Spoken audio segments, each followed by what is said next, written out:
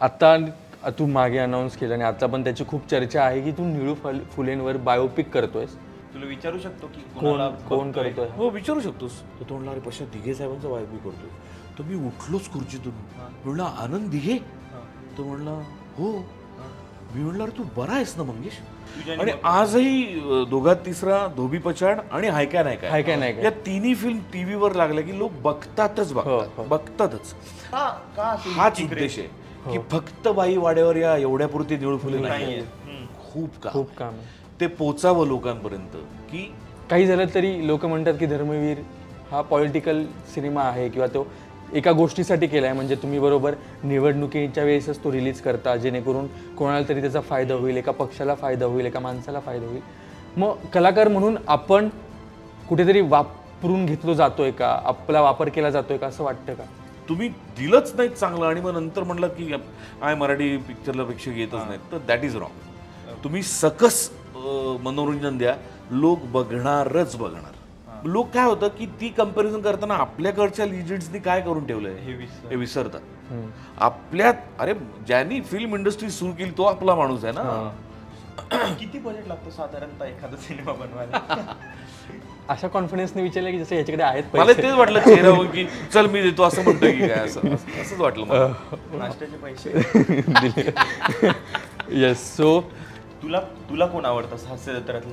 समीर दादाला आपण किती कॉमेडी करताना बघतो तिथे, तरी पण त्याला चंद्रमुखीसाठी एकदम सिरियस रोल साठी निवडले. बरोबर. अरे मला 7 जीप पाहिजे असं प्रवीण म्हणलं की 7 जीप आले.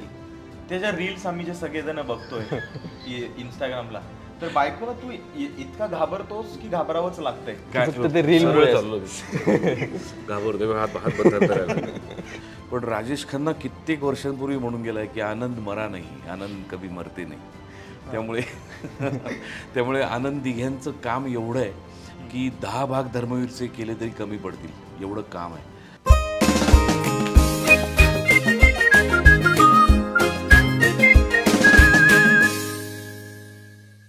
हाय हॅलो नमस्कार, तुमचं पुन्हा एकदा स्वागत आहे अजब गजब पॉडकास्टमध्ये. गेले बरेच दिवस पॉडकास्ट नाही आला त्याबद्दल क्षमस्व, पण देर आहे दुरुस्त आहे. आज एक खूप मराठीतला सुपरस्टार आम्ही तुमच्या समोर घेऊन आलेलो आहोत. आज आपल्यासोबत आहे अभिनेता, दिग्दर्शक आणि मराठी सिनेमाचा अजिंक्य तारा असलेला प्रसाद ओक. वाव. तर आता धर्मवीर 2च्या निमित्ताने आपण भेटतो आहोत. कसं वाटतं दादा अजब गजब मध्ये तुझं खूप खूप स्वागत? मस्त वाटतं मला. मी वाट बघत होतो तुम्ही मला कधी बोलवताय. म्हणजे मी एकदा विचार केला की मला अजून किती काम करायला लागेल की मला तुम्ही बोलवाल. पण नाही, पहिलंच दादाला आम्ही शक्तिमान सिनेमाच्या प्रीमियरसाठी भेटलो होतो मुंबईला आणि दादाला म्हटलं होतं की दादा आम्हाला तुझ्यासोबत पॉडकास्ट करायचं. तर दादा म्हटलं होतं की धर्मवीर 2 जेव्हा येईल तेव्हा आपण लगेच करू. आणि दादांनीही शब्द पाळलेला आहे. Thank you so much. येस. आणि धर्मवीर 2 येतोय आणि पहिला भाग झाला धर्मवीरमध्ये. सो माझा पहिलाच प्रश्न असा होता की धर्मवीरमध्ये पहिल्या भागात आनंद दिघेंचा मृत्यू दाखवलाय, मग आता धर्मवीर 2 मध्ये असं ते कसे येत आहेत, तर काय आम्हाला नक्की काय बघायला मिळणार आहे? धर्मवीर भाग 1 तर 2022ला आला. हो. धर्मवीर भाग 2 आत्ता 2024ला येतोय. पण राजेश खन्ना कित्येक वर्षांपूर्वी म्हणून गेलाय की आनंद मरा नाही, आनंद कभी मरते नाही. त्यामुळे आनंद दिघ्यांचं काम एवढं आहे की 10 भाग धर्मवीरचे केले तरी कमी पडतील, एवढं काम आहे.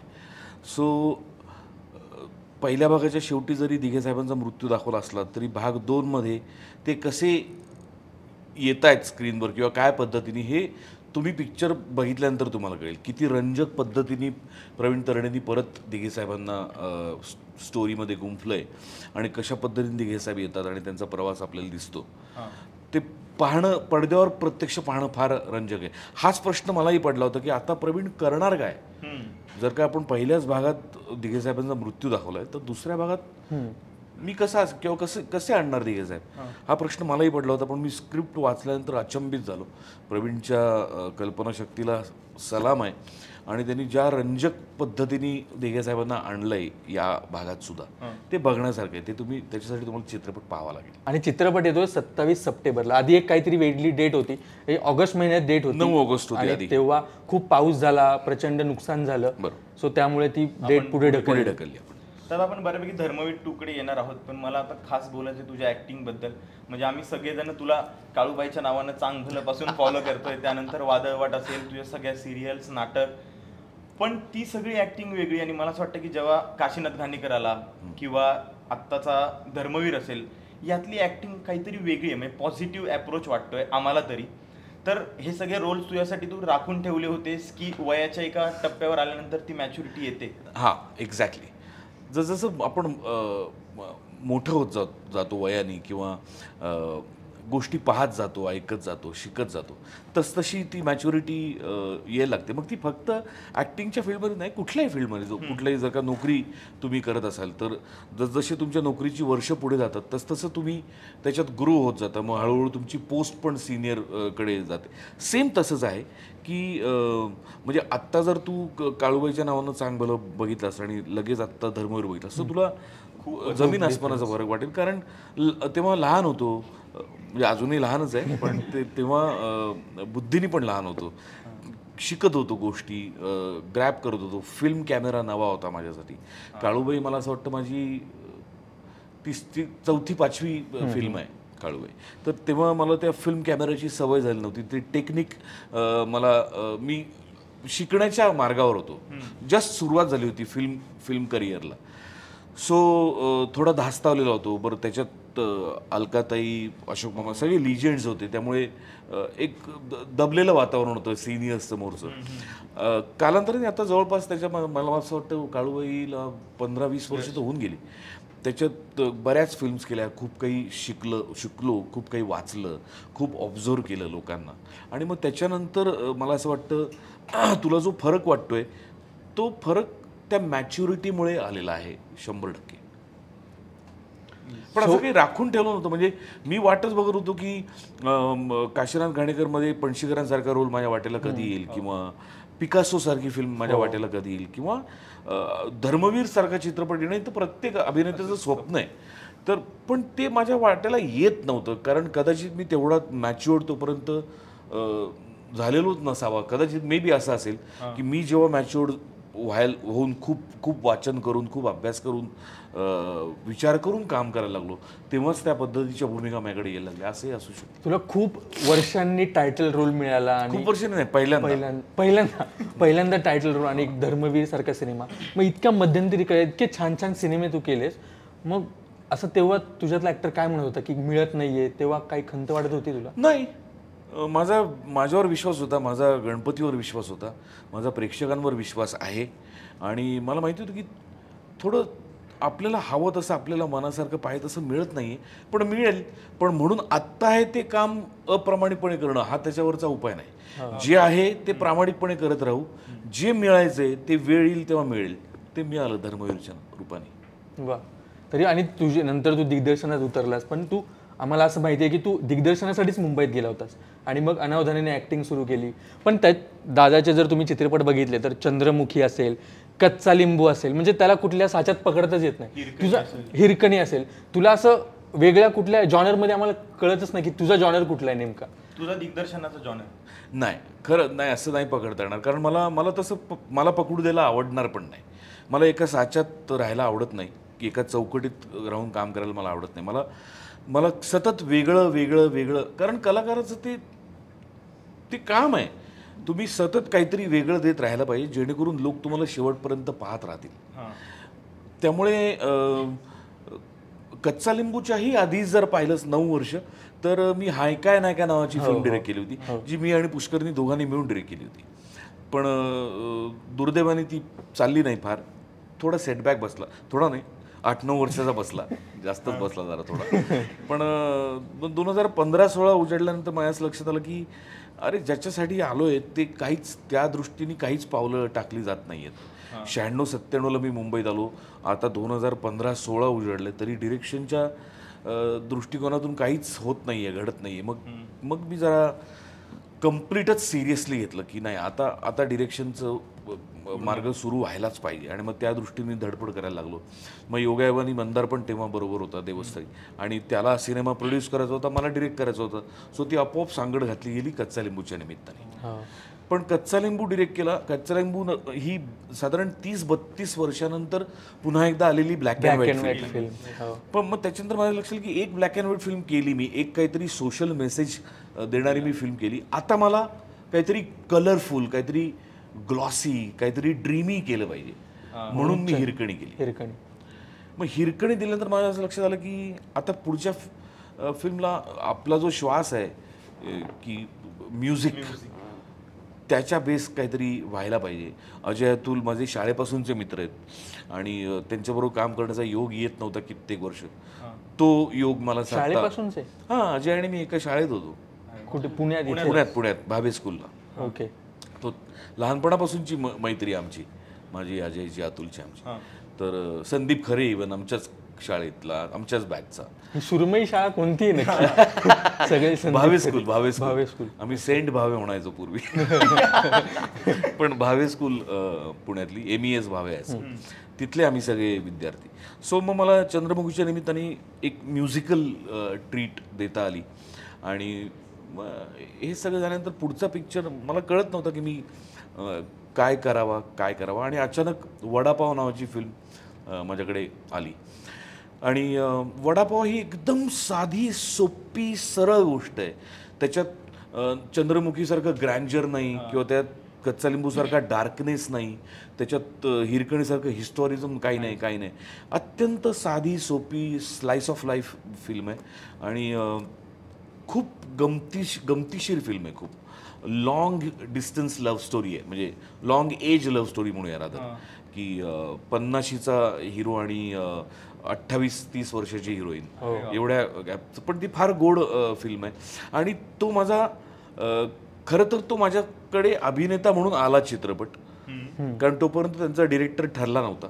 पण मी ॲक्टिंगला हो म्हटल्यानंतर अमेय खोपकर असं म्हटलं, मग आम्ही डिरेक्टर शोधू कशाला, तूच डिरेक्ट कर, तू करतोयस तर. आणि योगायोगाने असं झालं की ती माझी 100वी फिल्म होती, 100वा चित्रपट वडापाव. म्हणून मग मी विचार केला की ठीक आहे, 100वा चित्रपट आपण डिरेक्ट पण करूया आणि काम पण करूया. आता वडापाव येईल, 1-2 महिन्यात येईल. म्हणजे तू ज्यावेळेस तू डिरेक्ट करतो त्यावेळेस मी काम नाही करत. पण आता वडापाव सारखी साधी, सोपी, छोटीशी फिल्म केल्यानंतर आता पुढची फिल्म परत असं मला असं वाटलं की मोठी असायला पाहिजे. आणि मी बायोपिक डिरेक्ट केला नव्हता, म्हणून निळू फुलेंचं बायोपिक जे माझं पुढचं प्रोजेक्ट आहे. त्याच्याबद्दल कच्चा लिंबू, हिरकणी असेल किंवा चंद्रमुखी, ही तिन्ही वेगवेगळी टोकं असताना सुद्धा असं एवढं डिरेक्ट का करू वाटतंय?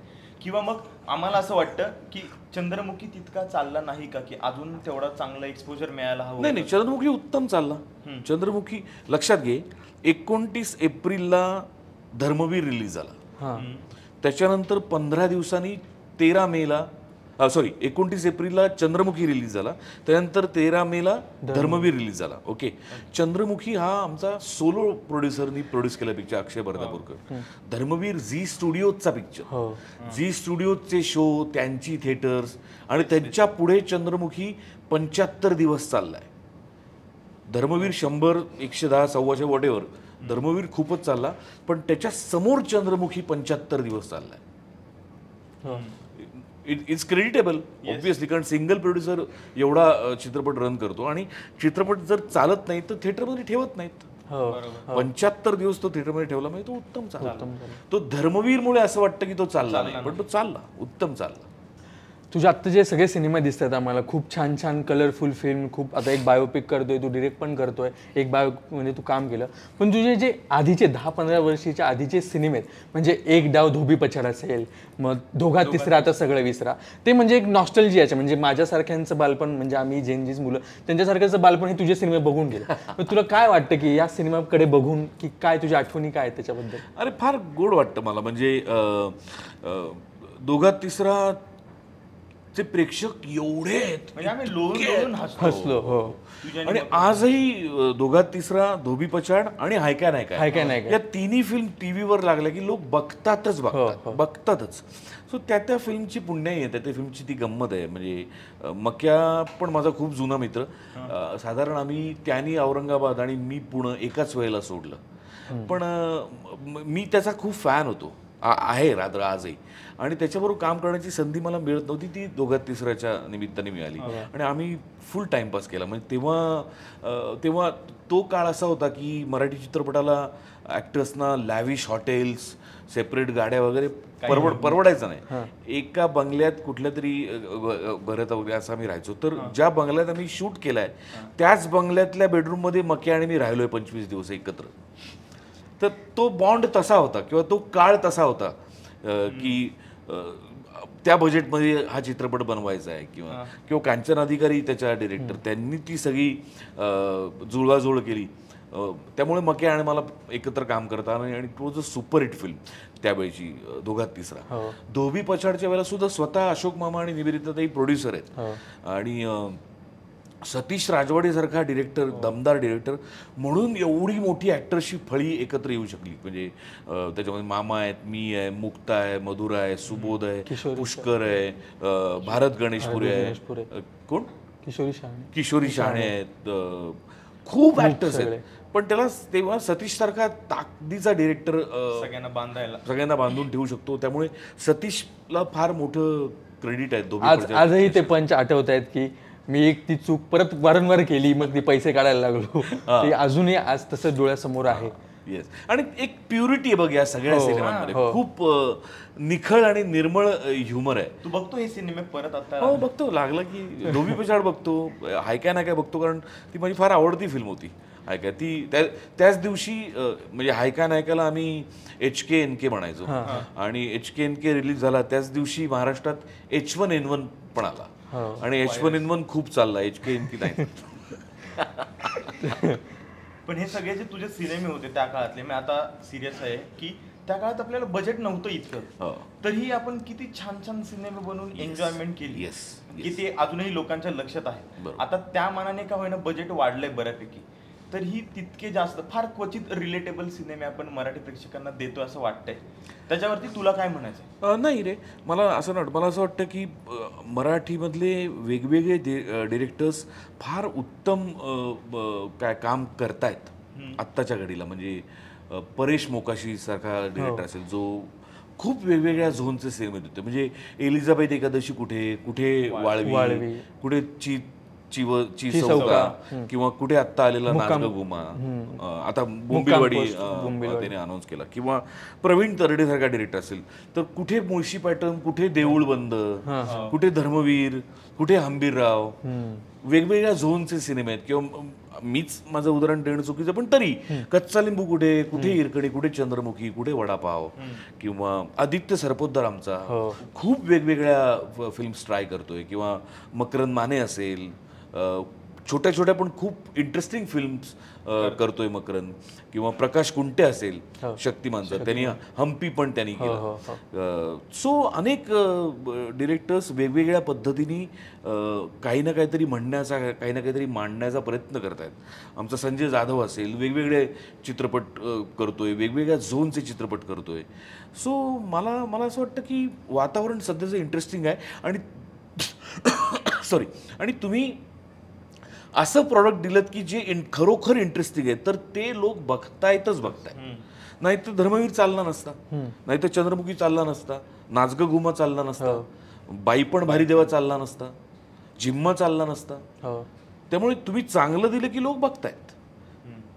तुम्ही दिलंच नाही चांगलं आणि मग नंतर म्हणलात की काय मराठी पिक्चरला प्रेक्षक येतच नाहीत, तर दॅट इज रॉंग. तुम्ही सकस मनोरंजन द्या, लोक बघणारच, 100% बघणार. पण आता असाही आता काही प्रेक्षक वर्ग आहे जो मराठी आणि मल्याळम सिनेमा, मराठी आणि तमिळ सिनेमा, मराठी आणि तेलुगू सिनेमा असं एक कंपॅरिझन करतो. तुला काय वाटतं ते कंपॅरिझन करून बघताना? ती कंपॅरिझन होणं साहजिक आहे, कारण कोविडच्या काळात लोक OTTच्या इतक्या आहारी गेले की त्यांना जग हाताशी आलं. OTTवर मग ते मल्याळम पण पाहायला लागले, कन्नड फिल्म पाहायला लागले, तेलुगू पाहायला लागले, तमिळ पाहायला लागले, कोरियन फिल्म पाहायला लागले, जपानीज पाहायला लागले, फ्रेंच फिल्म पाहायला लागले, इंग्लिश पिक्चर पाहायला लागले. त्यामुळे ती कंपॅरिझन सुरू झाली नकळत. पण ती काय पूर्वी नव्हती असं नाही, ती पूर्वी होती. पण मला स्वतःला मल्याळम फिल्म भयंकर आवडतात. मी फहाद फाजिलचा वेड्यासारखा फॅन आहे, क्रेझी. म्हणजे काय ॲक्टर आहे, खतरनाक ॲक्टर. किंवा मोहनलाल, मामुटी, अरे काय ॲक्टर्स आहेत आणि काय गोड कंटेंट देतात. मग बजेट वाईज तो अत्यंत असा मस्त बांधलेला असतो, कंटेंट वाईज तो मस्त बांधला. किंवा आत्ता मामुटीची एक फिल्म आली ब्रह्मयुगम, पाहिली तू? एका घरात एका अशा पडक्या ओसाड घरात घडणारी फिल्म आहे. अप्रतिम फिल्म, अप्रतिम. किंवा मध्ये एक फिल्म पाहिली मी, मला आठवत नाही, अख्खी फिल्म बसमध्येच आहे, अख्खी फिल्म. ओके. ती त्यांच्याकडे आत्ता आली. आपल्याकडे सचिन पिळगावकरांनी कधीच केला नवरा माझा नवसाच. हो हो. लोक काय होतं की ती कंपॅरिझन करताना आपल्याकडच्या लिजंड्सनी काय करून ठेवलंय हे विसरतात. आपल्यात अरे ज्यांनी फिल्म इंडस्ट्री सुरू केली तो आपला माणूस आहे ना. किंवा व्ही शांताराम ज्यांनी अनेक पिढ्या त्यांच्या चित्रपटावर बघत बघत अनेक दिग्दर्शक तयार झाले, हिंदीतले किंवा सगळेच. तो आपला माणूस आहे ना.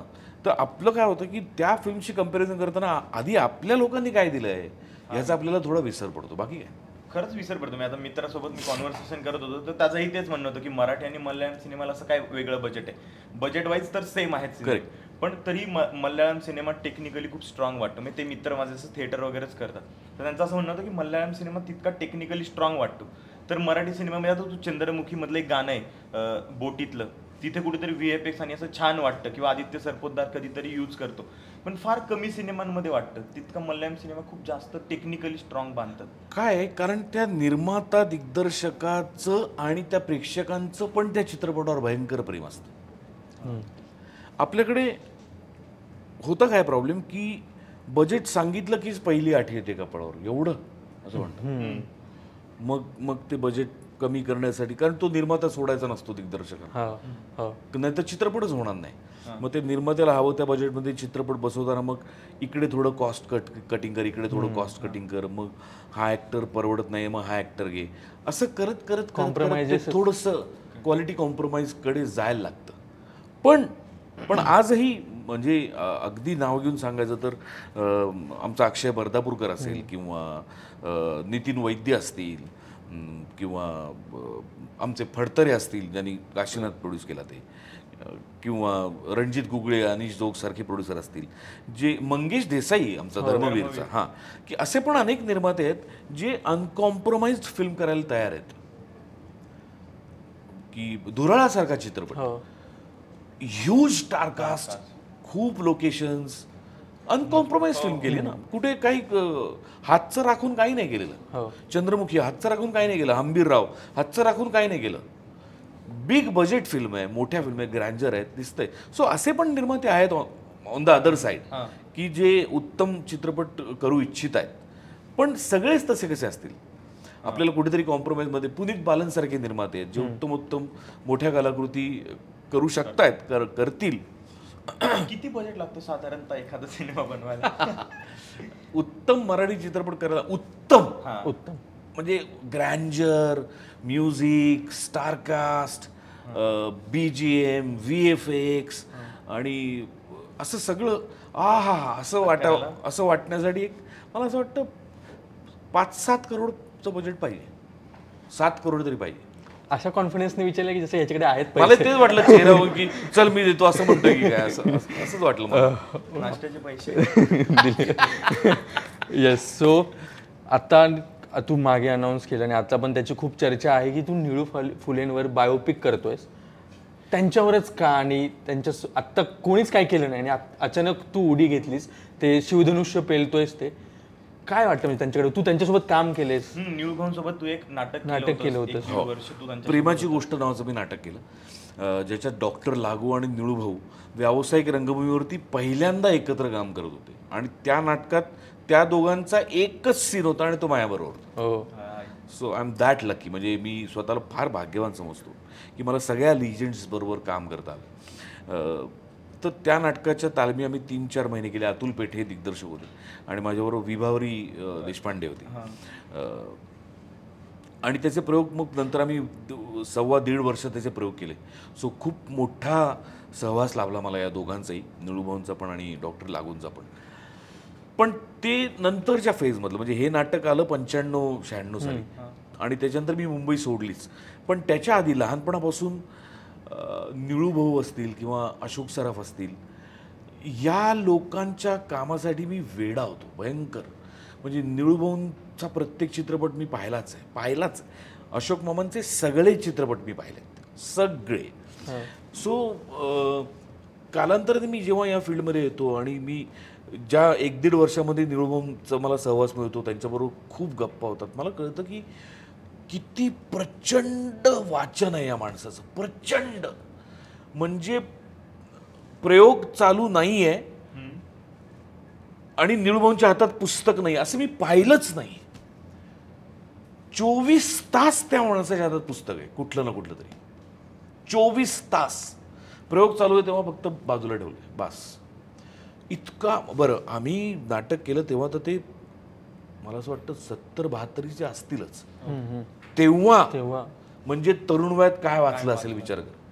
किंवा राष्ट्रसेवा दलाबरोबर त्यांचं असलेलं असोसिएशन, किंवा समाजवादी पक्षामध्ये त्यांचं असलेलं काम, माणूस म्हणून त्यांनी केलेलं काम आणि ॲक्टर म्हणून त्यांनी केलेलं काम, अशा 4 ट्रॅकवर मला फार भुरळ पडली त्या व्यक्तिमत्वाची.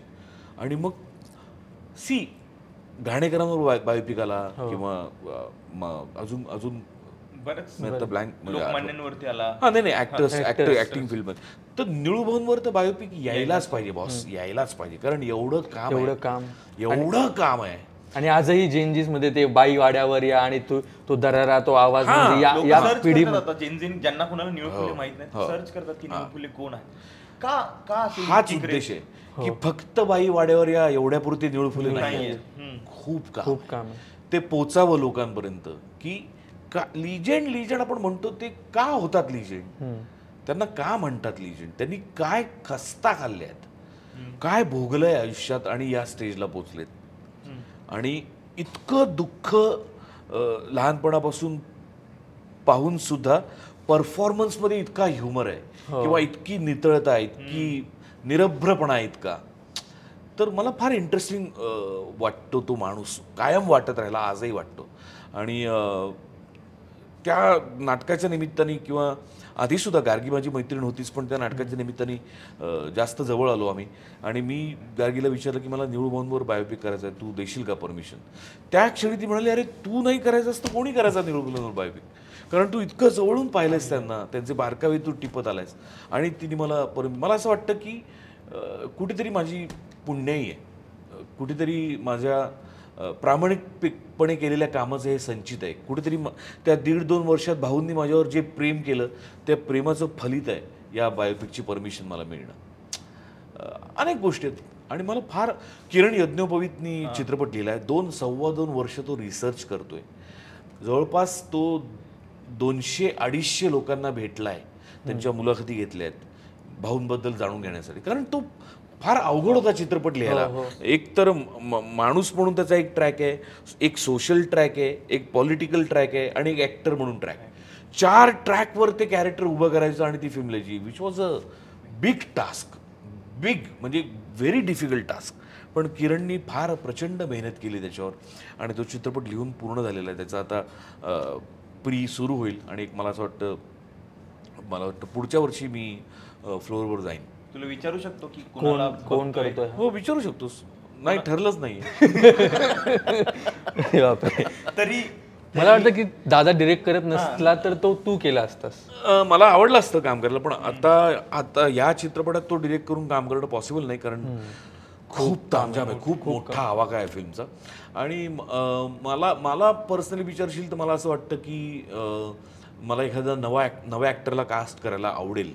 कारण या सिनेमाला, ज्या सिनेमाचं नावच निळू फुले आहे, इतकी मोठी स्टार व्हॅल्यू त्या चित्रपटाच्या नावातच आहे, तर परत मला कुठल्या तरी स्टारची गरज नाही असं मला वाटतं चित्रपटासाठी. मी कुठल्याही नव्या मुलाला घेऊन सांगू शकतो लोकांना की हे निळू फुले बघा असे.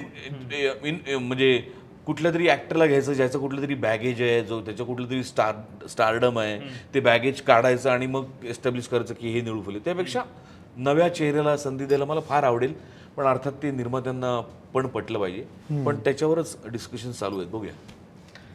एवढा तुझा असा सिनेमाचा अभ्यास आणि एवढं सांगू आम्हाला आत्तापासूनच तो कधी त्याचं काम सुरू होतं, कधी फ्लोअरवर जातो आणि कधी तो येतोय असं झालंय. सो बरेच सिनेमे तुझे आम्ही बघितले, बऱ्याच तू मला असं वाटतं पर्सनली की बऱ्यामध्ये तू कॉमेडी जॉनरमध्ये काम केले जास्त, खरं असेल तर? नाही, असं काही नाही. म्हणजे मी तेच तुला म्हणतो, मी असं जॉनर मी एक पकडून चाललोच नाही. म्हणजे मी स्वतः पण तसं ठरवलं नाही आणि समोर पण वेगवेगळी कामं येत गेली. म्हणजे तू जर का ती रात्र बघितलास माझा, जो माझा 66वा चित्रपट आहे आणि ज्याच्यासाठी मला पहिल्यांदा अवॉर्ड मिळालं ऍक्टिंगचं, त्याच्यात मी विलन आहे. अच्छा. क्षण बघितलास तू तर हार्डकोर लव्ह स्टोरी आहे. धोबी पछाड बघितलास तर ह्युमर आहे. दोघात तिसरा बघितलास तर ह्युमर आहे. घाणेकर बघितलास तर सिरियस आहे. पिकासो बघितलास तर सिरियस आहे.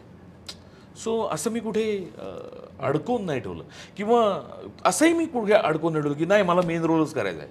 नाही, मला छोटा रोल आला तरी मी केला, कारण त्या रोलची त्या फिल्ममधली डेप्थ प्रचंड महत्वाची होती. सो मी कधी ड्युरेशन नाही बघितलं की माझं स्क्रीन टाइम किती असणार आहे. असं आजकाल लोक विचारतात माझं स्क्रीन टाइम किती असणार आहे. मी असं कधीही नाही विचारलं, कारण मला त्यात इंटरेस्ट नाही.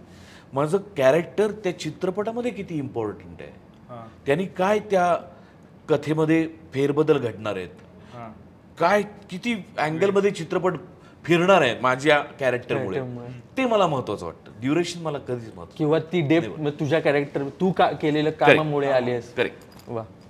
किंवा आता इतके सिनेमे केलेस, वादळवाट, त्या सगळ्या सिरियल्स वगैरे केल्यास, आता पुन्हा सिरियल्स किंवा आता नाटक करावं असं वाटतं का? नाटक फार वाटतं. सिरियल्स करावशा वाटल्या तरी फार अवघड आहे, कारण सिरियल्सला आता आजकाल 25-28 दिवस महिन्याचे द्यायला लागतात, जे प्रॅक्टिकली शक्य नाही मला. डिरेक्शनचा पुढचा प्रवास बघता की दर महिन्याला मी 25 दिवस देतोय आणि काही कामच करत नाही, असं नाही होऊ शकत.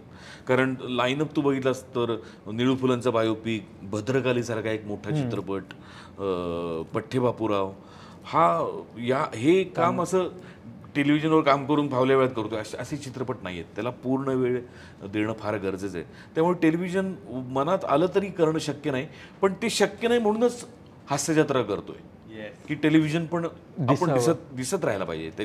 कारण ते माध्यम मी कधीही नाकारलं नाही. मला नाव दिलं त्या माध्यमाने दिलं पहिल्यांदा. हो, टेलिव्हिजन. म्हणजे माझी पिंपळपान लोकांना आवडली. माझं पिंपळपानमध्ये बॅरिस्टर होतं, किंवा माणूस, किंवा अवघाची संसार, मृण्मयी, वादळवाट, या मालिकांमुळे मला लोक ओळखायला लागले आणि लोकांना माझं काम आवडायला लागलं. त्यामुळे टेलिव्हिजन मी कधीही नाकारू शकत नाही, पण ती एक नाळ जोडून ठेवता आली पाहिजे, म्हणून हास्यजत्रा आहे. तोच प्रश्न, हास्यजत्रा खूप वाटलं. हास्यजत्रा निवडण्यामागचा, कारण की इतके सिनेमे करतोय, तुला तो टाइम जमत नाही द्यायला. आणि हास्यजत्रा असा शो आहे की महाराष्ट्र लोळतोय. दुसऱ्या शोचं नाव नाही घेत, पण असा शो सध्या महाराष्ट्रात कोणताही नाही. म्हणजे इथली बरेचसे जण असतील की ज्यांना फावला वेळ मिळतो त्यावेळेस लोक एखादं कोणतं तरी स्किट लावून बसतात. तर तू त्याचं जजिंग करणं, इतके सिनेमे चालू असताना ते का केलं, आणि तिथं किती धमाल होते हास्यजत्राच्या सेटवर, आणि त्यातही तुझी टिप्पणी ऐकण्यासाठी लोक अशा आतुरताने, आयुष्यभर आता प्रसादा काय बोलणार याच्यावर, तुझे ते शब्द कोटी वगैरे ते खूप छान वाटतं. थँक्यू. मग तुला असं ऍक्टर म्हणून असं वाटत नाही का, अरे यार मला घ्या ना तिकडे? वाटतं, खूप वेळ वाटतं. हे बघ, सगळ्यात पहिलं काय झालं की एकतर मी हास्यजत्रेच्या आधी लास्ट टेलिव्हिजन केला होता ती म्हणजे मंदारचीच मालिका होती, होणार सून मी या घरी. त्याच्यात सुद्धा माझं कॅरेक्टर 15 एपिसोडचं होतं, 15. पण ते एवढं आवडलं लोकांना, एवढं आवडलं की चॅनलवाले मंदारच्या मानगुटीवर बसले की नाही प्रसादचा ट्रॅक वाढलाच पाहिजे. आणि असं करत करत करत ते वर्षभर चाललं कॅरेक्टर. आणि मग ती सिरियल बंद आली. मग त्याच्यानंतर मी ठरवलं की आता जरा टेलिव्हिजन थोडंसं थांबूया, कारण खूप झालं. मग 2-3 वर्ष गेल्यानंतर अचानक अमित फाळके, आमचा मित्र, जो सोनीचा आता VP आहे, तर तो माझ्याकडे हा शो घेऊन आला. आणि या फॉर्मॅटमध्ये मी टेलिव्हिजन कधी केलं नव्हतं. स्किट फॉर्मॅटचा मी कधी तसा त्याच्यात सहभागी पण झालो नव्हतो, आणि या बाजूला पण कधी आलो नव्हतो. आणि ते मला इंटरेस्टिंग वाटलं की त्या खुर्चीत बसून त्यांना, कारण सुरुवातीला ती कॉम्पिटिशन होती, आता ती कॉम्पिटिशन. त्यामुळे एक नवं टॅलेंट आपल्याला जवळनं बघता येईल, त्यांना जज करता येईल, त्यांच्याकडनं काही शिकता येईल. कसं आहे, मी केलेले विनोदी चित्रपट म्हणजे दोघात तिसरा असेल किंवा धोबी पछाड असेल, ही आता मागची गोष्ट झाली. पण आज ह्युमर स्टँडअप कॉमेडी पर्यंत येऊन थांबलाय. फक्त मराठी माणसांचीच नाही तर जगभरातले स्टँडअप कॉमेडियन्स आज आपण बघतोय, किंवा वेगवेगळ्या कॉमेडी सिरियल्स असतील, तर लोकांचा ह्युमर खूप पुढे गेलाय, फॉरवर्ड गेलाय. सो आजची यंग जनरेशन कुठल्या ह्युमरमध्ये रमतीये, कुठला ह्युमर जवळ करतीये, हे मला या निमित्ताने बघता येईल. हा माझा सगळ्यात मोठा उद्देश होता. आणि विनोद हा माझा अत्यंत आवडता विषय आहे, भयंकर आवडता विषय आहे. आणि तो एवढ्या जवळनं बघायला मिळणं, त्याच्यावरती बोलायला मिळणं, हे मला खूप इंटरेस्टिंग वाटलं, जेणेकरून मला पण खूप शिकायला मिळेल. सो त्या कार्यक्रमाला नाही म्हणण्याचं काही कारणच नव्हतं. आणि म्हणत नाही एखाद्या स्किटला ये आमच्यासोबत. मग मी केलं ना एकदा मी 500वा एपिसोड होता काहीतरी, तेव्हा मी केलं. आणि आता 1000व्या एपिसोडला आम्ही परत परफॉर्म करणार, मी सई आम्ही परत करणार परफॉर्म. आता येईलच, मला असं वाटतं 2-4 महिन्यात 1000 एपिसोड पूर्ण होतील हास्य जत्रेचे. काय वाटतं असं नव्या पिढीला काम करताना बघून, आणि हे सगळे जी मुलं आहेत, गौरव मोरे, भयंकर इंटरेस्टिंग वाटतं. आणि अभिमान या गोष्टीचा वाटतो की त्या पिढीला घडवणारे माझ्याही आधीच्या पिढीचे आहेत, सचिन गोस्वामी आणि सचिन मोटे, जे मलाही सिनियर आहेत. आणि त्यांना पण आजचा ह्युमर कळतोय आणि तो आजच्या जनरेशनमध्ये इम्प्लिमेंट करतायत सक्सेसफुली. 6 वर्ष होत आली हास्य जत्रेला, 850-900 एपिसोड झाले. It's not a joke. त्याच्या आधी मोठे गोस्वामी याच फॉर्मॅटमध्ये कित्येक वर्ष काम करतायत. सो त्या फॉर्मॅटचा कुठेही कंटाळा येऊ न देता त्यातलं सतत नाविन्य राखणं आणि वेगवेगळे विषय शोधणं. 10-12 रायटर्सची टीम आहे हास्य जत्रेची. मग त्यांच्याबरोबर रोज ते चर्चा करतात, तासन तास बोलत असतात, त्यातनं विषय निघतात, मग ते लिहितात, मग रिहर्सल होते, मग शूटिंग. लोकांना बघताना ते 15 मिनिटाची गंमत वाटते, त्याच्या मागचे कष्ट प्रचंड आहेत, प्रचंड कष्ट आहेत. तुला कोण आवडतं हास्य जत्रेतलं? तरी मला आवडतात सगळेच, पण माझा हार्डकोर फेवरेट म्हणशील तर समय आहे, पृथ्वीक आहे, नमा आहे. नम्रताताईची एनर्जी बद्दल काय? अरे टेरिफिक आहे, ती वेडी आहे. मध्यंतरी एका स्किटमध्ये तिने लॉली केली आणि नंतर आम्हाला कळलं की तिला प्रचंड ताप आहे अंगात, पूर्ण दिवस ती तापात आहे, तशीच ती बसली. बरं, तिकडच्या सगळ्या AC रूम्स, AC व्हॅनिटीज, त्याच्यातनं ती बाहेर येऊन थांबतीये काय बरं वाटावं म्हणून. आणि त्याच्यात तिने इतका दणदणीत परफॉर्मन्स दिलाय तापात. तिच्या एनर्जीला सलाम आहे. आणि तिच्या व्हर्सॅटिलिटीचं पण कौतुक करावं तेवढं थोडं आहे. अत्यंत व्हर्सॅटाईल ॲक्ट्रेस आहे नमा. समीर दादाला आपण किती कॉमेडी करताना बघतो तिथे, तरी पण तू त्याला चंद्रमुखीसाठी एकदम सिरियस रोलसाठी निवडले. बरोबर. त्यामागे तुझं काय कारण अरे तो सिरियस पण फार अप्रतिम करतो. तू लक्षात घे, तू आजही ऑब्झर्व कर, जेव्हा स्किट चालू आहे आणि स्किट मधला एक सिरियस पॅच येतो, तेव्हा तू समीरचे डोळे बघ. तो सिरियस पण तितकंच चांगलं करतो, रादर तो सिरियस जास्त छान करतो, असं माझं ठाम मत आहे. लक्षात घे, जो कॉमेडी अत्यंत सिरियसली करतो तो सिरियस उत्तम करणारच की. साधं लॉजिक आहे, सिम्पल लॉजिक आहे. तो कधीही कॉमेडी सारखी करत नाही, तो कॉमेडी सिरियसली करतो. त्यामुळे तो सिरियस काम उत्तम करणारच. त्यांनी उत्तम काम केलं चंद्रमुखी. एका कुठल्या तरी अवॉर्ड बोलांनी त्याला बावडा विनोदी अभिनेत्याच्या ह्याच्यात कॅटेगरीत टाकलं म्हणजे काय, ते त्याच्या हे होत नाही, तरी काम अप्रतिमच केलं चंद्रमुखी. वा. सो आपण आता परत येऊ धर्मवीरकडे. धर्मवीर, सो मला एक असा प्रश्न विचारायचा होता की आता तो वेगळा पण वाटेल, की काही झालं तरी लोक म्हणतात की धर्मवीर हा पॉलिटिकल सिनेमा आहे, किंवा तो एका गोष्टीसाठी केला आहे, म्हणजे तुम्ही बरोबर निवडणुकीच्या वेळेसच तो रिलीज करता, जेणेकरून कोणाला तरी त्याचा फायदा होईल, एका पक्षाला फायदा होईल, एका माणसाला फायदा होईल. मग कलाकार म्हणून आपण कुठेतरी वापरून घेतलो जातोय का, आपला वापर केला जातोय का, असं वाटतं का? अप्रतिम प्रश्न आहे. वा. एक लक्षात घे, धर्मवीर भाग 1 आला आणि त्याच्या ऑडिशनसाठी मला एकदा मंगेश देसाईंनी बोलवलं होतं लुक टेस्टसाठी. तो लुक पूर्ण झाल्यानंतर पण मला माहिती नव्हतं की हा कोणाचा लुक आहे. अच्छा, तुला माहिती? त्यांनी मला सांगितलंच नव्हतं की कुठल्या ऑडिशनसाठी बोलवलंय त्यांनी मला. बरं, मी पुण्याचा, त्यामुळे मला दिघे साहेबांची माझी ओळख नाही. मी दिघे साहेबांना कधी आयुष्यात पाहिलंही नाही. मी मुंबईत गेलो 96-97ला, 2000-2001ला दिघे साहेब गेले. या 4 वर्षात मी 2दा आनंद दिघे हे नाव फक्त ऐकलं. एकदा नथुराम गोडसे बंद पडलं तेव्हा, दुसऱ्यांदा यदा कदाचित बंद पडलं तेव्हा. ही दोन्ही बंद पडलेली नाटकं त्यांच्यामुळेच चालू झाली. त्यामुळे मी आनंद दिघे नाव 2दा ऐकलं फक्त. मी त्यांना कधी प्रत्यक्ष ओझरतही नाही, म्हणजे असं पास पण नाही झालो आम्ही कधी. पुस्तकात काय नाही, काही संबंधच नाही. त्यामुळे हा गेटअप कोणाचा आहे ह्याची मला काही कल्पनाच नाही. आणि गेटअप झाल्यानंतर मी म्हटलं मंगेश ही कसली ऑडिशन आहे, काय आहे हा गेटअप? तर तो म्हणला अरे पशा दिघे साहेबांचा वायपी करतोय. तर मी उठलोच खुर्चीतून. मी म्हणलं आनंद दिघे? तो म्हणला हो. मी म्हणलं अरे तू बरा आहेस ना मंगेश? तो असं अचानक मला लुक टेस्टला बोलवतोयस, गेटअप करतोयस आणि म्हणतोयस आता ऑडिशन. मला अभ्यास करायला पाहिजे ना त्या माणसाचा. तो मोठा माणूस होता खूप. तर तो म्हणला तू सिलेक्ट झालास या लुकमध्ये तर तुला अभ्यास करायला वेळ देणार आहे. तू धरून नको चालू तू सिलेक्ट झालायस. 25 लोक लाईन लावून उभे आहेत तुझ्या मागे. तर मी म्हटलं ओके ओके ओके ठीक. मग मी त्या दिवशीची लुक टेस्ट दिली. मग ज्या कोणी 25-50 लोकांनी ऑडिशन दिल्या होत्या त्यातनं जे फायनल 2-3 लोक होते त्याच्यात मी होतो. मग त्यांनी मला सांगितलं की आता तू फायनल होण्याचे चान्सेस 99% आहेत. आता तू अभ्यास करायला लाग. आता तू ये, मी तुला सांगतो आनंद दिघे काय प्रस्ताव होतं. मग त्या सगळ्या प्रोसेसला सुरुवात झाली. Okay, so coming back to your point की माझ्यासाठी हा ड्रीम रोल आहे. हो हो ऑफकोर्स. जो लोकांच्या प्रेमामुळे प्रचंड गाजला. लोकांनी त्याला प्रचंड उचलून धरलं या कॅरेक्टरला.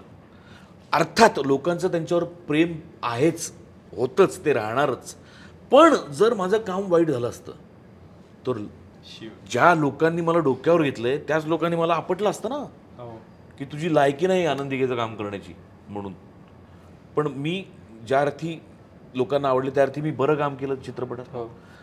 मला मागच्या वर्षीची सगळी अवॉर्ड्स, सगळी, एकही असं अवॉर्ड नाही जे मला मिळालं नाही. सगळी अवॉर्ड्स मिळाली जे एका नटाचं स्वप्न असतं. बरोबर. चित्रपट तुफान चालला, सुपर डुपर हिट आहे धर्मवीर. त्याच्यानंतर राजकारणात जी काही उलथापालथ व्हायची ती झाली. ओके. चित्रपट आल्यानंतर काही दिवसांनी. बरोबर. तोपर्यंत तर आमचा काही संबंधच नव्हता किंवा चित्रपटाचा काही संबंधच नव्हता. मी तुला सुरुवात कुठून केली की मला माहितीच नाही हा कुणाचा बायोपिक आहे. इथनं माझी सुरुवात झाली. ओके. त्या चित्रपटाच्या सेटवरती मंगेश आणि शिंदे साहेबांचे अत्यंत उत्तम संबंध असल्यामुळे ते 2दा ते 3दा त्यावेळेला सेटवर आले. ओके. तेव्हा ते नगरविकास मंत्री होते. हो हो.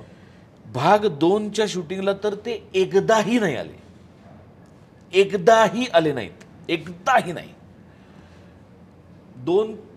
2दा 3दा जेव्हा भाग 1च्या वेळेला आले होते तेव्हा जुजबी नमस्कार काय म्हणताय वगैरे एवढंच आमचं. तो माणूस बोलतच नाही. अत्यंत मितभाषी आहे. अत्यंत मितभाषी माणूस आहे. तो कामापुरतं बोलतो माणूस. बरं तेव्हा तर ते आता तर ते मुख्यमंत्री झाले. त्यामुळे गेल्या 2-3 वर्षात काय म्हणताय साहेब बरे आहात ना ह्याच्या पलीकडे आमच्यात संवादच नाही. काहीच संवाद नाही. ओके.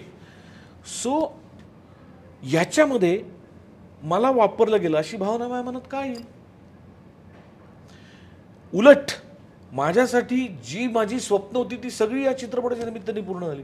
मला एक अत्यंत दमदार कॅरेक्टर करायचं होतं जे माझ्या व्यक्तिमत्वाला खूप कॉन्ट्रास्ट आहे. आत्ता मी जसं दिसतोय त्याच्या करेक्ट ऑपोजिट आहेत दिघे साहेब.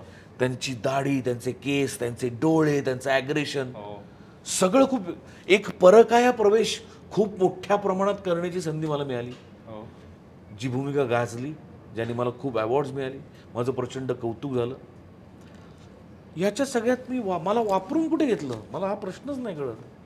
उलट सगळं माझ्या फेवरमध्ये आहे ना.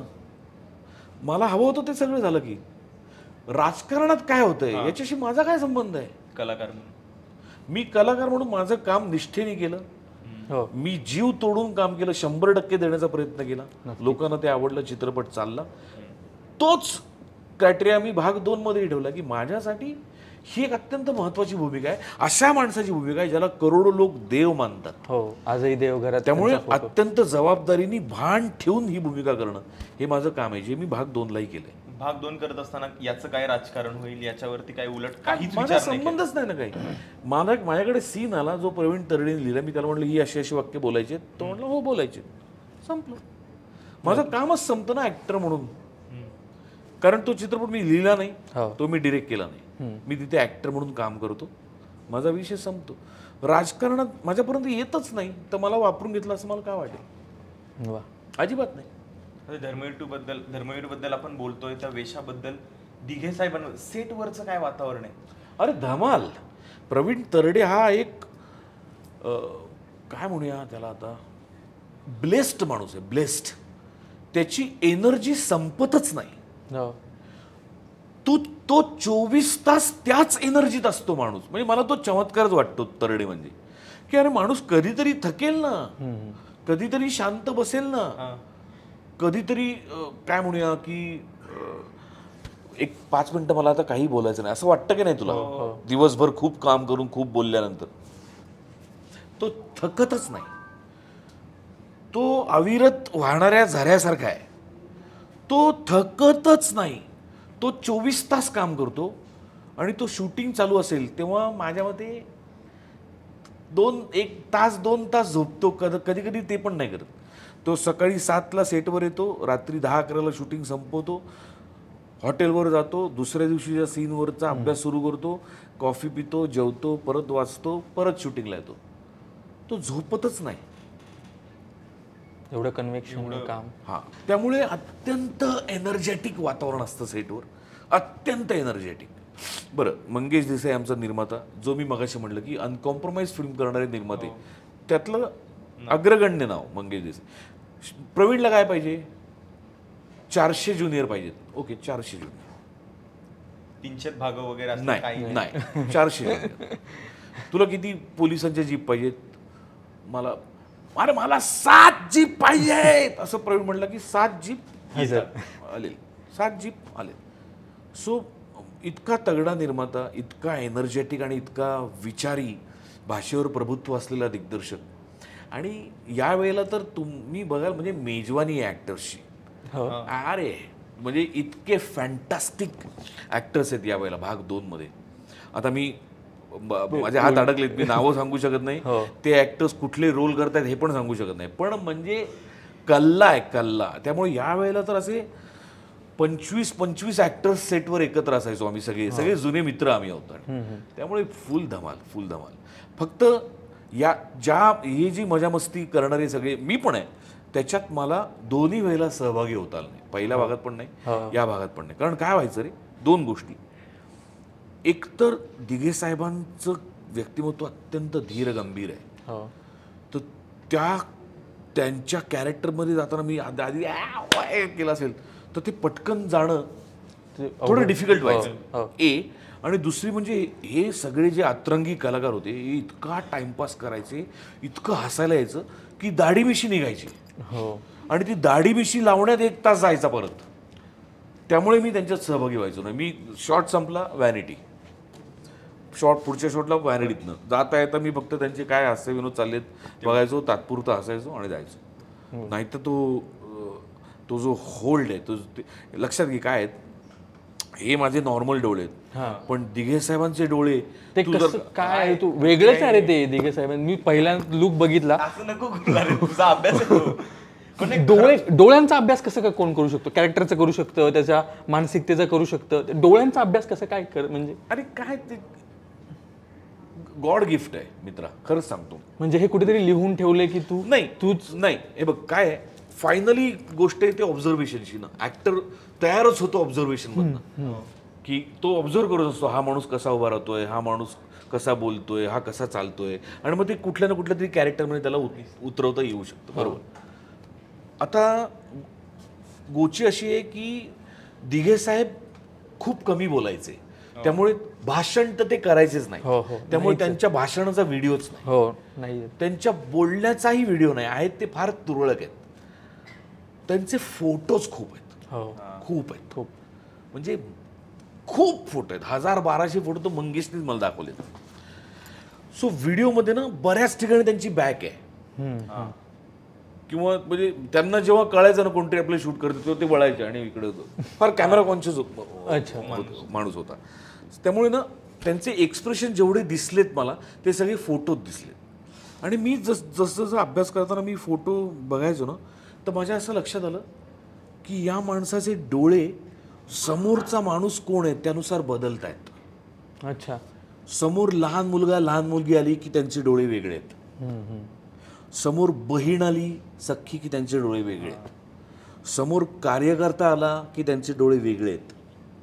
समोर बाळासाहेब आले की त्यांचे डोळे वेगळे आहेत. समोर साधू आले की त्यांचे डोळे वेगळे आहेत. तर ते मला स्ट्राईक झालं फोटो बघताना की ह्या माणसाचे डोळे बदलतात, समोरचा माणूस जसा असेल तसं. की ते लहान मुलांची, कुत्र्यांशी खेळताना त्यांचे डोळे वेगळे आहेत. भयंकर त्यांना आवडायचे कुत्रे, लहान मुलं प्रचंड आवडायची. तर त्यांच्याशी बोलताना ना लहान मुलांसारखेच असायचे ते. किंवा किंवा ना कोणीतरी काहीतरी अडचण घेऊन आलंय, सांगायला आलंय, आणि इकडे कोणी कार्यकर्ते उभे आहेत, तर ते अडचण ऐकून पहिले असं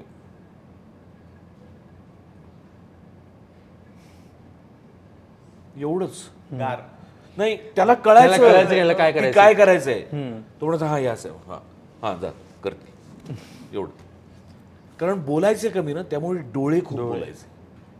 तर मी ते सगळं त्या फोटोग्राफ्समधनं ऑब्झर्व करत करत करत करत गेलो. आणि मी अनेक इंटरव्ह्यूमध्ये सांगितलं, आजही सांगतो, कित्येकांना ती गंमत वाटते, कित्येकांना ती भंकस वाटते, पण हे 100% खरं आहे. माझा मेकअपमन जो गेली माझ्याबरोबर 15-16 वर्षे, त्यालाही तुम्ही विचारू शकता, सलीमला. मी शॉटला जायच्या आधी माझ्या आयपॅडवरती दिघे साहेबांचा वॉलपेपर होता. मी तो ते आयपॅड मी असं ऑनच ठेवायचो व्हॅनिटी टेबलवरती. आणि शॉटला बोलवलं की मी सांगायचो आलो, 1 मिनिट द्या फक्त. आणि मी बघत बसायचो त्या फोटोकडे. आणि मी प्रत्येक वेळेला असं म्हणायचो, मला आशीर्वाद द्या, मी तुमची भूमिका करतोय, आणि मला आशीर्वादामध्ये काय द्याल, डोळे द्या. आणि मी जायचो शॉट द्यायला. वा. आणि हे मी खरंच केलेलं आहे, याच्यात काहीही भंकस नाही आहे. हे मी त्यांनी बघितलंय कित्येक वेळा. इथं कलाकाराचं डेडिकेशन दिसून येतं की मला त्यांचं हे बघ, विद्याधर भट्ट्यांनी सगळं केलंच आहे ना. मानसी अत्तरडेंनी कपडे केलेत, भट्ट्यांनी रंगभूषा केली आहे. मी काय करायचंय, डोळे तर मेकअप पण नाही रंगवू शकत ना, शब्द तर मेकअप पण नाही टाकू शकत ना, कसे बोलतील ते पण तरडेनी केलंय. मग माझ्याकडे राहिलं काय ऍक्टर म्हणून, डोळे राहिले, तेच मी नाही देऊ शकलो, तर मग मला कास्ट केल्याचा फायदा काय.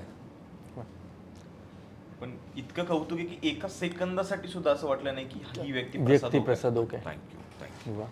कारण की तो पहिला प्रोमो बघितला होता 2-2.5 वर्षांपूर्वी, आणि तो असा तो पोलीस व्हॅनच्या मागून तू येत होतास, आणि तिथेच संपलं होतं. तिथेच संपलं होतं म्हणजे, कारण की मी तिथे जवळ राहतो, मी ठाण्याच्या जवळ राहतो दिघा. मी फक्त पोस्टरवर बघितले दिघे साहेब. असं कधी म्हणजे माझ्या जन्माच्या आधी तर ते गेले होते.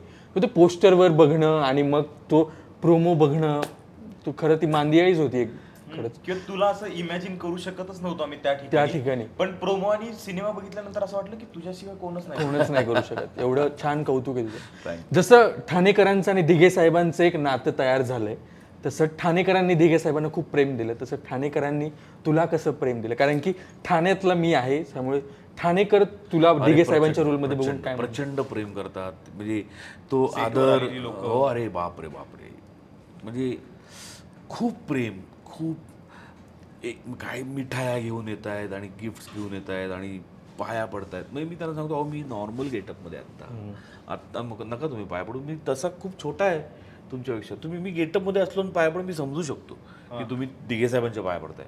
मी नॉर्मल आलो आहे आत्ता, तर आत्ता नका पाया पडू, मला फार ऑकवर्ड होतं. पण नाही, ते त्यांचं प्रेम आणि दिघे साहेबांबद्दल असलेली त्यांची निष्ठा, त्यांची श्रद्धा, हे मोजता येण्यासारखं नाही आहे, ते पलीकडचं आहे. इतकं प्रेम केलं आहे त्या माणसावर लोकांनी, ठाणेकरांनी, काय महाराष्ट्रानेच अख्ख्या, की त्यांचं श्रद्धास्थान आहे ते. त्यामुळे ठाण्यामध्ये स्पेशली मला फार जबाबदारीने वागायला लागतं. अशी कुठे म्हणजे असं कुठे टाइमपास करत रस्त्यात उभा आहे वगैरे असं टाळतो मी शक्यतो ठाण्यात. नाही, आणि आम्हाला आतुरता आहे 27 तारखेची, आणि आम्ही सगळेजण थिएटरला जाऊन बघणार आहे. झालं बऱ्यापैकी सिनेमावाला भाग. एक नवीन गोष्ट एक 15-20 दिवसापूर्वी झाली. घरामध्ये एक छानशी गाडी आली, BMW. एक मध्यमवर्गीय माणूस म्हणून असं कधी इमॅजिन केलं होतं का की साला BMW तक? नाही रे, कधीच नाही. किंवा आपण आपलं नाही का छोटी गाडी, ओके, आणि एक्झॅक्टली. हे बघ, तू म्हणालास ते अगदी खरं आहे. मध्यमवर्गीय काय, मी खरं तर लोअर मिडल क्लास फॅमिलीतनं आलोय. माझी आई शिक्षिका होती साधी, आणि आम्ही एका खोलीत असे राहायचोच. पण BMW वगैरे माझं कधी स्वप्न नव्हतंच, कधीच नव्हतं. कारण मुळात मला गाड्यांमध्ये एवढा इंटरेस्ट नाही. एक साधी गाडी आहे, ज्यांनी प्रवास होऊ शकतो, मी इथून तिथे जाऊ शकतो, ज्याचं AC-BC मस्त आहे, साऊंड सिस्टीम कडक आहे, अरे फर्स्ट क्लास. माझी गरज संपली गाडीची. मला त्या तशा आलिशान गाड्यांचा शौकही नाही, मला त्यात कधी इंटरेस्टही नव्हता. मला त्यांनी कधी फॅसिनेट पण नाही केलं की यार घेतली पाहिजे यार, गाडी असेल तरच लोक स्टार समजतात. याच्यात मला या गोष्टीवर माझा विश्वास पण नाही. सो मी तसं कधी बघितलंच नाही त्या दृष्टीने. पण मुलाला असं वाटत होतं की नाही यार बाबा, तुझ्याकडे गाडी पाहिजे यार, आलिशान गाडी पाहिजे. तर मी म्हणायचो की नाही रे, मला काही गरज नाही वाटत, त्यापेक्षा आपण घर घेऊ ना. म्हणजे मग आणि घर घेतलं पण मी. तर तो म्हणायचा नाही घर घेशीलच तू, पण आत्ता तू या अशा गाडीतनं फिरणार नाहीस तर मग कधी फिरणार, असं त्याचं म्हणणं होतं. मग मी त्याला म्हणायचो नाही गरज नाही वाटत काही. मी निम्म्या वेळेला तर 30 दिवसातले 25 दिवस तर मी शूटिंगच करतो. शूटिंगला प्रोडक्शनचीच गाडी असते. काय करू त्या गाडीचं? 25 दिवस जर मी प्रोडक्शनच्याच गाडीने जातोय, सकाळी आणि रात्री त्यांच्याच गाडीने येतोय, तर मला जेव्हा प्रवास करायचा तेव्हा माझी छोटी गाडी ओके आहे मला. तर तो म्हणाला नाही तुला कळत नाही वगैरे. आणि मग खूप वेळा आमचा याच्यावर डिबेट झाला, पण फायनली आत्ता त्याच्या वाढदिवसाला त्यांनी ऐकलंच नाही. तो जर्मनीला असतो, त्याचा वाढदिवस होता म्हणून तोच इकडे आला भारतात. त्यांनीच मला गाडी गिफ्ट दिली त्याच्याच वाढदिवसाच्या दिवशी, आणि दुसऱ्या दिवशी तो गेला. मग लीलाधर आम्ही चर्चा करत होतो मगाशी की तो आपल्याच वयाचा असेल सार्थक, आणि त्यानं असं गिफ्ट दिलं. तुझी ती पोस्ट आवडली की माझा मुलगा असून तू आज बाप झालास. लीलाधर आम्ही गप्पा मारत होतो, लीलाधर म्हणला ठीक आहे ना, गाडी घेतली, एवढं कसं फॅसिनेटिंग नाही आहे, पण नाही का बऱ्यापैकी आपण चाळीत राहणारे किंवा छोट्या घरात राहणाऱ्या किंवा आजपर्यंत असे फार कमी कलाकार झाले मराठीतले की ज्यांच्याकडे अशा लॅविश गाड्या, लॅविश घर बघितलं. त्यामुळे ती मला तरी खूप मोठी भावलेली गोष्ट आहे की आणि तेही मुलाने गिफ्ट करणं. फायनली ते, कारण की या वयात बाप गिफ्ट करतो मुलांना. ऍक्च्युली बाबा एक टू व्हीलर पाहिजे, बुलेट दारात असते. करेक्ट. पण ते माझ्या बायकोनी त्याच्यावरती केलेले संस्कार आहेत, त्याचं ते फळ आहे असं मला प्रामाणिकपणे वाटतं, 100% वाटतं. आणि मी आता पुन्हा मंजिरी ताईवर येणार आहे. आता तू बायकोने केलेल्या संस्काराबद्दल म्हणतोयस, तर त्याच्या रील्स आम्ही जे सगळेजण बघतोय इंस्टाग्रामला, तर बायकोला तू इतका घाबरतोस की घाबरावंच लागतंय? ते रील घाबरतो, हात बदलत नाही. आणि एवढ्या सगळ्या शूटिंगच्या व्यापातून रील कंटिन्युअसली असतातच, म्हणजे हे एक माध्यम पण तू हे केलंस. याचंही कारण परत एकदा मुलं आहेत माझी दोन्ही, म्हणजे ती फार कमी असतात सोशल मीडियावर किंवा इन्स्टावर. कमी असतात? हां, कमी असतात दोघं. तो मोठा जो जर्मनीला असतो तो तर नसतोच, छोटा तर थोडा तरी असतो, कारण तो आपल्याच फिल्ममध्ये येईल, पण तेवढाही नाही, तो कमी असतो खूप. पण त्यांनी मला सांगितलं की बाबा ही गरज आहे काळाची, हे माध्यम हे खूप इन आहे आजचं. हा शब्द पण त्यांनी मला सांगितलं की इन म्हणजे खूप ट्रेंडिंग आहे, ते महत्वाचं आहे खूप. ते करायला पाहिजे जेणेकरून तू कनेक्टेड राहशील लोकांशी, किंवा हे केल्याने तू अपडेटेड आहेस असं लोकांना वाटेल. अच्छा, की तू आजच्या जनरेशनला काय हवंय तेही करतोयस, आणि तुझ्या जनरेशनला काय हवंय तर तू वाडा चिरेबंदीसारखं नाटक पण करतोयस. सो हे त्यांनी मला सांगितलं आणि मला ते असं वाटलं की ठीक आहे, पटलं मला. बरं, असं आहे का मी कुठे अनकम्फर्टेबल आहे ते करण्यात? नाही, मला मजा येते. मंजूला तर ते आवडतंच, खूप आवडतं. सो जेव्हा वेळ मिळेल तेव्हा करतो. आणि आम्ही ती रील बघतो, रील बघताना तू स्टार्टिंगचं वाक्य किती पॉझिटिव्हली सुरुवात केली असली तरी आम्हाला माहितीच की तुला शिव्या पाहिजे, कंपल्सरी तुला शिव्या. आणि घरात असंच आहे. नाही, हे बघ काय आहे, तिने इतकं उत्तम बॅलन्स केलं सगळं. म्हणजे जेव्हा 2 मुलं झाली तेव्हाच मी असं ठरवलं की मी यांच्यावर संस्कार करणार नाही, कारण त्यांच्यावर चांगले संस्कार व्हायला पाहिजे. त्यामुळे मी पूर्णपणे तिच्यावर त्या दोघांना सोपवलं, आणि आज त्याचे परिणाम तुम्ही बघताय. तिने पूर्णपणे त्या दोघांना वाढवलं, आणि इतकं पूर्णपणे की मग ते दोघं सेटल होईपर्यंत ती या फील्डमध्ये आली पण नाही. तिने पूर्ण वेळ त्या दोघांकडेच लक्ष दिलं. जसं ते दोघं मार्गाला लागले तशी ती पुन्हा माझ्यावर काम करायला लागली. सो या निमित्ताने मी तिचे जाहीर आभार मानतो की तुझ्यामुळे आज हा दिवस ते दोघंही बघतायत, मंजू आणि मी पण आज हा दिवस बघतोय, तो तुझ्यामुळे बघतोय. सो असं काही नाही आहे घरात. घाबरतो मी तिला थोडासा. नाही, नाही. मी तेच म्हणणार होतो की इथपर्यंतच बोललेलं आपण तिला पाठवलं. आता कट करून पण नाही म्हणजे मी एक्सप्रेशन पण असे देऊ शकतो की ती पण घाबरते. अच्छा अच्छा, म्हणजे तो हे आहे, तो दरारा आहे. नाही नाही, तो असा मी आणू शकतो, नाहीये आणू शकतो. येस. आणि तुला असं वाटतं की मुलांनी तुझ्याच फील्ड मध्ये यायला हवं? नाही, असं माझं मी कायम कधीच मी त्यांच्या मागे लागलो नाही, मी त्यांच्या मागे राहिलो. त्यांना जे करायचं आहे त्याच्याबद्दल. मोठ्या मुलाला वाटलं की त्याला इंटरनॅशनल मार्केट मॅनेजमेंट करायचं आहे, मी म्हटलं तुझा चॉईस आहे, तुझा. छोटा आत्ता रुईयाला आहे, लास्ट इयरला आहे, म्हणजे आपल्याकडे तो आता तो रुईयांक करतोय, तो काय INT करतोय आणि त्याला आपल्याकडे जायचं आहे. तर मी म्हटलं की तू ठरव, तुला वाटतं यावंसं ये. मी नाही म्हणणार की तू आमच्या फील्डमध्ये नाही, तुला काय वाटतंय, तू कम्फर्टेबल कशात आहेस, तू ठरव. किंवा तुला असं कधी विचारत होतो की बाबा खरंच सक्सेस आहे का रे, किंवा असं नाही. चर्चा होतात तू? नाही की बाबा तुला जसं फेम मिळालं ना नाही, मला अत्यंत अभिमान वाटतो एका गोष्टीचा. आजही आता त्याला जवळपास 5 वर्ष झाली रुईयामध्ये, तो पास आउट होईल यावर्षी. रुईयामध्ये जे सेलिब्रिटी किंवा जे कोणी सिनियर्स येतात, आजपर्यंत त्यांनी एकालाही सांगितलं नाही की तो प्रसाद ओकचा मुलगा आहे. एकालाही नाही. स्वतःहून तो कधी सांगत पण नाही की तो माझा मुलगा आहे. त्यामुळे तो तर हां, म्हणजे मी म्हणलं तुला की त्या दोघांवर संस्कार उत्तम झालेत आणि ते मी बाहेर असल्यामुळे झाले ते. धर्मवीर 2 नावाचा सिनेमा येतोय 27 सप्टेंबरला, तर सिनेमागृहामध्ये जाऊन बघा.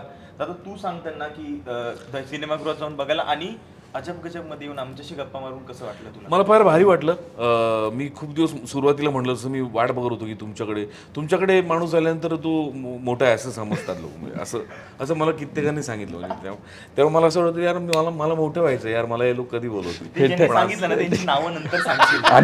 आणि त्यांना सांग आमचे फोन उचलायला, आम्ही खूप बोलवतोय त्यांना पॉडकास्टसाठी, हे फोन उचलत नाही त्यांचे. पण मला आज तुम्ही बोलवलं त्याबद्दल मनपूर्वक आभार मानतो. मला फार मजा आली.